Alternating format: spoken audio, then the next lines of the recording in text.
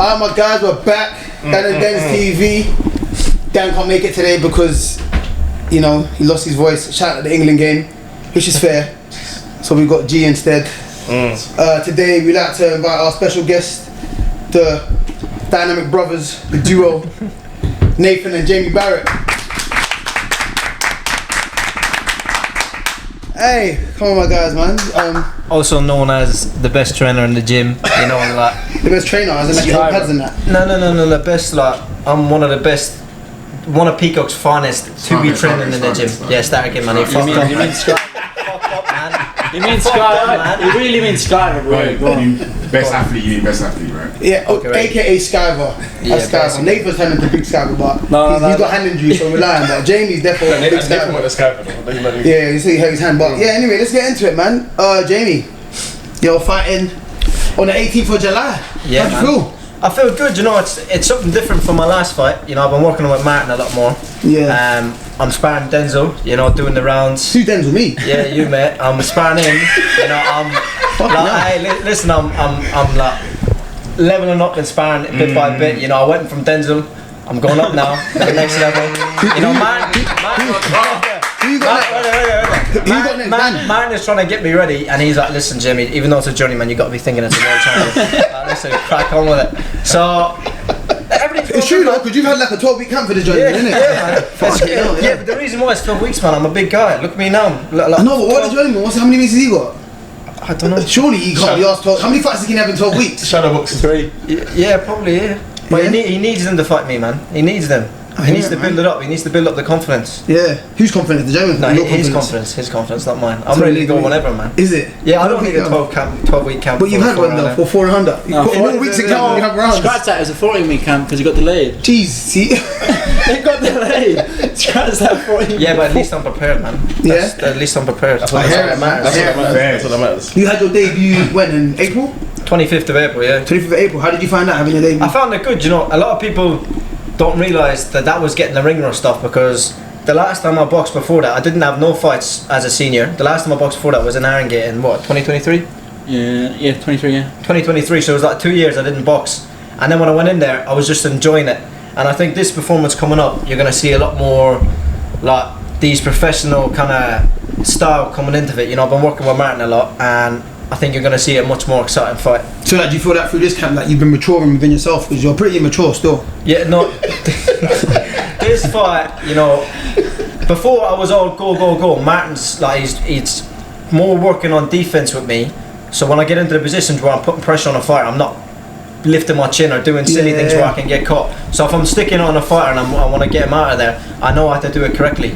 So have you been taking note of that, or you're just a bit like Theo where you don't listen and just No, I'm taking note of that, man. I'm doing it in sparring. You know, as I said, I sparring Denzel, so I've been doing it day. You can't get away with them. No, I'm joking. But no, listen, I've been sparring top quality boys, and I've been trying out new things. So I'm just excited to get going, man, on the 18th of July. That's good, man. And let's bring in Nathan. I mean, you two are quite close in age, so you're mad competitive. But obviously, I know your brothers. You got that love. I remember on his debut, you were screaming out instructions that he weren't following, and Nathan weren't following, and you turned around to me and said, "Watch my debut. I'm gonna get that guy and knock him out."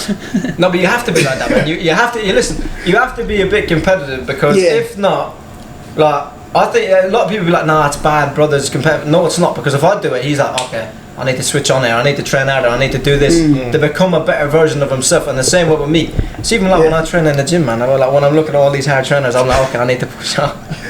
He's I need to push on.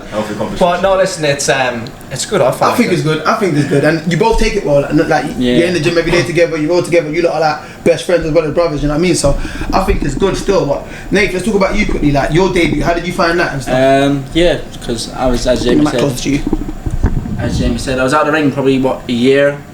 Then came into the gym February last year. Same time George came into the gym.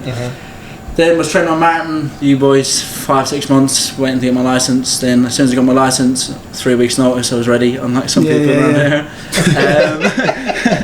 I was ready in 3 weeks. Good performance, I feel like. Compared to my second performance, I matured a lot in my second performance. That was about a month, 6 weeks after. But then obviously you had a bit of a blip, got a hand injury in that fight, and then ever since then I've been out the last 7-8 months. Yeah. But this week back punching again. Hopefully she'll be back next 4 to 6 weeks. About time. Back good, man. sparring. About time, mate. That's good. I was going to ask you about your second fight, because your second fight, it looked like a much more mature performance from my point of view for yourself. So how did you feel? What was the difference going in there? Was it because of the nerves? Was it because, you know, that you've done this before, you're used to it? Or Yeah, I feel like with the first one there's a lot of nerves building up, because the first time I never fought as a senior, smaller gloves, different. It's a completely different sport. But amateur boxing, you can kind of, it's all fast paced. But pro, you got to slow down, pick your shots. With me, I kind of probably took my time about 2 months, I'd say. yeah. Second fight then, in my second fight, I had a bit more of an active opponent, who was someone coming to fight instead of as with the first guy who was more, he was there just for the sake of being there. Survival mode. Yeah, survival mode. The second one, he kind of came to fight a little bit, which kind of better for me because he was walking onto the stuff. Yeah. And I was actually able to practice on stuff that I was practicing from my first fight. I put into motion and it seemed to work. So from there, yeah. That's good, man. That sounds good, man. So what's the update on the hand and stuff? Like, how long do you reckon until you box? Will you box again this year? We're going to see you again? Hopefully so. Today, I started by punching on Monday. I seen fidget last week, so it slowly build up. But today I was hitting back again. Hopefully she might be even back sooner. About 2-3 weeks sparring. Sick. And hopefully, I reckon October, early November, back out again. Sick, man. That's good to hear, man. That's good, man. Cool. Back to you, Jamie. Like, you're boxing on a big stage. Couple box. Listen, it's a massive show. I'm very grateful for the position I've been put in, you know, to go out and show my class and how good I am. I just really want to let people know that there is a new prospect coming in, and like, I want to get my name out of there. I want to let people know that there's a new hot prospect and start mentioning his name. Right now, because I'm only so young, that's what I think people forget. Even when I'm sparring, they're like, oh, you hit hard, you're good. Like, well, you got to still take your time out. I'm 18. Like, I don't want to be getting into proper fights until about 21, 22. Then I'm fighting for domestic fights. And to be honest, I'm holding my own with a couple of, like, I'm sparring really good boys. I'm sparring British champions. So I'm holding my own. It's not like I'm not in that level. I am. It's just all about timing.